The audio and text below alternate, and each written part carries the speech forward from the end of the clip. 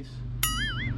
I'm gonna cover this up. I was looking and there's a hole there and there's a hole there, and I was like, man, you're never gonna believe if that will fit.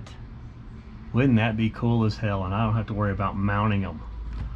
Ba-dun! Yes, it's a gray and white water gauge. You're gonna go there and there. I'm gonna show you how difficult this is. I'm gonna stick my hand in here and of course I say I'm gonna do it. Hold on, it's hard to do and hold it at the same time. I can't do it. Anyway, it's got a piece that screws onto the back. I have to be able to hold the front so that it won't spin. But anyway, it just unscrews and it's about that much threads.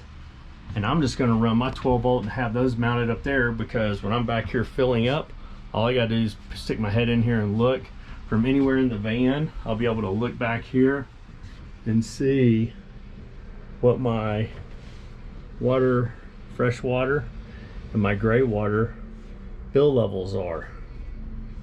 Man, what a great find. It's awesome when you don't have to drill any holes. Anyway.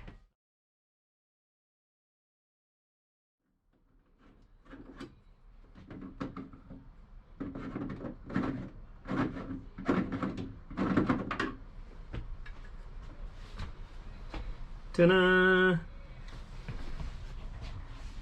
don't know if y'all were able to see me do that or not, but anyway, this is the way it goes in. See, there's a big thing like that. So that basically fits in.